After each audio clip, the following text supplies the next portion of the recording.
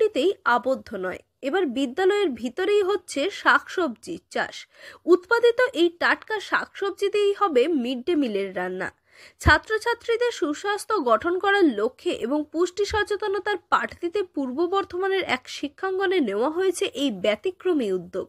বিদ্যালয়ের মধ্যেই গড়ে তোলা হলো মিড ডে মিলের কিচেন গার্ডেন বা নিউট্রিশনাল গার্ডেন। আর এই নিউট্রিশনাল গার্ডেনের দায়িত্ব নিয়েছেন একটি স্বেচ্ছাসেবী সংগঠন।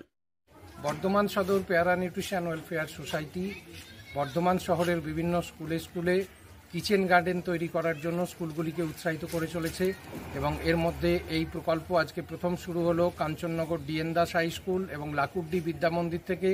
এখানে মূলত 12 রকমের সবজি এবং শাকের চারা সব বসানো হলো, বীজ ছড়ানো হলো এবং এর মধ্যে দিয়ে কিচেন গার্ডেন তৈরি করে বাচ্চাদের যাতে মিড ডে মিলে একটা তারা অর্গানিক পদ্ধতিতে চাষ করা খাবার দাবার পায় এবং তার মাধ্যমে পুষ্টির মান যথাযথ থাকে সেই প্রচেষ্টা করা হচ্ছে। পূর্ব বর্ধমানের Kanchannagar DN Das high school অন্যান্য বিদ্যালয়ের থেকে একটু ভিন্নভাবে সাজিয়ে তোলা হয়েছে এই বিদ্যালয়কে। স্কুলের প্রত্যেকটি কোনায় কোনায় যেন হাতে কলমে নানান পাঠ দেওয়ার চেষ্টা করা হয়েছে বিদ্যালয়ের পক্ষ থেকে। বিদ্যালয়ের মধ্যেই একটি গাছে রয়েছে পাখিরালয়, যেখানে আসে নানান প্রজাতির পাখি। এবার তৈরি করা হলো রান্নাঘর সংলগ্ন পুষ্টি বাগান।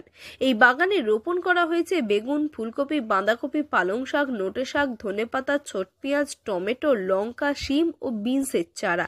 মিড ডে মিলের এই কিচেন গার্ডেনকে পুষ্টি বাগান তৈরি করার দায়িত্ব নিয়েছে বর্ধমানের এক স্বেচ্ছাসেবী সংস্থা। এখানে প্রায় 12 রকমের শাকসবজি লাগানো হয়েছে, যাতে কোনো রকম কীটনাশক ছাড়াই পড়ুয়ারা সঠিক পুষ্টিকর খাদ্য পেতে পারেন মিড ডে মিলে। 12 রকমের সবজির উপকারিতা ফ্লেস্টুনের মাধ্যমে ছবি সহ বাগানের খাঁচায় ঝোলানো হয়েছে, যাতে ছাত্রছাত্রীদের পাশাপাশি অভিভাবকরাও কমিউনিটি পুষ্টি বাগানের গুরুত্ব বুঝতে পারে। এর মাধ্যমে একদিকে যেমন খাবারের মান বৃদ্ধি পাবে, তেমনি অন্যদিকে পুষ্টি সম্পর্কে হাতে কলমে শিক্ষা পাবে শিক্ষার্থীরা। সুষম আহারের গুরুত্ব ও সতেজ খাদ্যর উপকারিতা নিয়ে তাদের সচেতন করাই এই প্রকল্পের মূল লক্ষ্য। বিদ্যালয়ের প্রধান শিক্ষক ডক্টর সুভাষচন্দ্র দত্ত বলেন, এই বাগান গড়ে তুলতে কোনো কীটনাশক দেওয়া হয়নি। তার পরিবর্তে বাগান তৈরির 1 সপ্তাহ আগে জীবাণু নাশ করতে ব্যবহার করা হয়েছে গোবর ও সর্ষের খোল। এতে কোনো রকম কীটনাশক ছাড়াই টাটকা শাকসবজি পাবে পড়ুয়ারা। আর স্কুলে এই ধরনের পরিবেশের কারণে পড়ুয়ারা পঠন পাঠনেও বেশি আগ্রহী হবে। এখন যেহেতু innovation is education, skill base education, তাদের হাতে কলমের শিক্ষার মাধ্যমে শিক্ষাকে এগিয়ে নিয়ে যাবে এবং জয়ফুল লার্নিং এনভায়রনমেন্ট তৈরি হবে। এবং আপনারা জানেন পিএম পোষণ মিড ডে মিলের উপর জোর দেওয়া হয়েছে যাতে ছেলে মেয়েদের স্বাস্থ্য ঠিক থাকে। সেই জন্য আমাদের যে নিউট্রিশনাল গার্ডেন তার দায়িত্ব নিয়েছে বর্ধমান সদর পেয়ারা নিউট্রিশন। আপাতত তারা 12 ধরনের বিভিন্ন বীজ এবং গাছ তারা লাগিয়েছে। শাক যেমন বিভিন্ন নিউট্রিশনাল আমাদের ইমিউনিটি গ্রো করার সাথে সাথে কোষ্ঠকাঠিন্য এবং শারীরিক গঠনে সাহায্য করে, তেমনি বিনস জাতীয় বরবটি, শিম এগুলো লাগিয়েছে।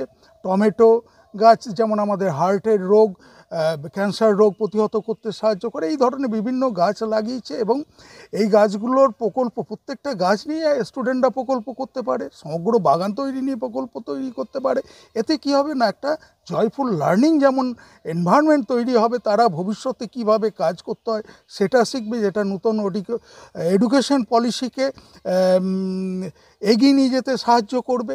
এছাড়াও কি হচ্ছে না, এই মিড ডে মিল থেকে সরাসরি কোনো রকম পেস্টিসাইডস মানে ছাড়া যে খাবার তারা খাচ্ছে সেটা তারা সরাসরি দেখবে এবং রোগ জীবাণু থেকে প্রতিহত করতে পারবে। এছাড়াও মিড ডে মিল এটা থাকার ফলে কি হচ্ছে না, বিভিন্ন এর পাশাপাশি খোসা শাকসবজির যে উচ্ছিষ্ট অংশ সেগুলো সার তৈরি হবে একটা প্ল্যানের মধ্যে আছে।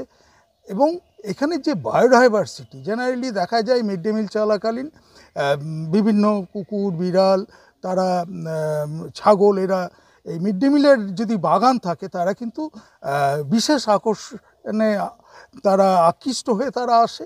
তো এক কথায় স্কুলে একটা আদর্শ জয়ফুল লার্নিং পরিবেশ তৈরি হবে এবং নতুন যে এডুকেশন পলিসির সাথে সাথে আমরা যে হেলথ কেয়ার, যেটা ইউরোপিয়ান কান্ট্রি এখন জোর দিচ্ছে, মেডিসিন ছাড়া আমরা নিজেদেরকে ভালো রাখবো, তো এক্ষেত্রেও ছাত্রছাত্রীরা মিড ডে মিল বাগানের সরাসরি নিউট্রিশনাল গার্ডেনের শাকসবজি খেয়ে তারা ভালো থাকবে এবং সুনাগরিক হবে বলে আমার দৃঢ় বিশ্বাস। এবং একজন সুস্থ মানুষই সুস্থ ছাত্রই স্বাভাবিক চিন্তাভাবনার মাধ্যমে সমাজ ও দেশকে এগিয়ে নিয়ে যেতে পারে বলে আমার মানে একদিকে যেমন পুষ্টিগত গুণও পাচ্ছে, তেমনি পুঁথিগত বিদ্যাও পাচ্ছে। এবং যেটা এখন বর্তমান সমস্যা, পরিবেশ বান্ধব যে এডুকেশন এবং পরিবেশকে ঠিক রাখার শিক্ষাটাও তারা কিন্তু পাচ্ছে।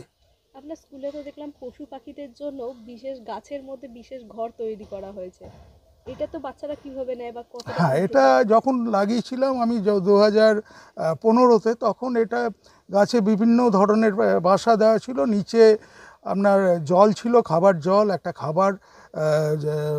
খাবার দেওয়ার জায়গা এবং একটা বালি ছিল। তো এটা স্টুডেন্টরা দেখতো যে পাখি প্রথমে খাবার খেলো, তারপরে চান করলো, তারপরে বালি মাখলো। তো এই যে বিষয়টা, আবার কিছু পাখি এলো আগে চান করে নিল, চান করার পর বালি মাখলো, তারপরে খাবার খেলো।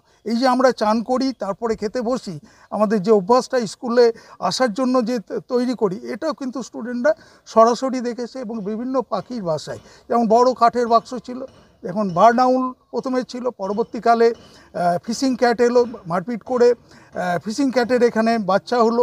এই যে বিষয়টা, জীববৈচিত্র্যর যে ব্যাপারটা, সেটা সরাসরি তারা চাক্ষুষ করতে পারছে। এবং বিভিন্ন ধরনের প্রায় 60 রকমের পাখি আসে। বই খাতা আর ক্লাসরুমের বাইরেও পুষ্টিবাগান পাখিরালয় থেকে প্রকৃতি ও পরিবেশ সম্পর্কে নানান পাঠ পাচ্ছে পড়ুয়ারা। পুঁথিগত বিদ্যার মধ্যে সীমাবদ্ধ না থেকে পঠন পাঠনকে জীবনমুখী ও পরিবেশ সংযুক্ত করেছে এই বিদ্যালয়। পূর্ব বর্ধমান থেকে সায়নী সরকারের রিপোর্ট, লোকাল 18 বাংলা।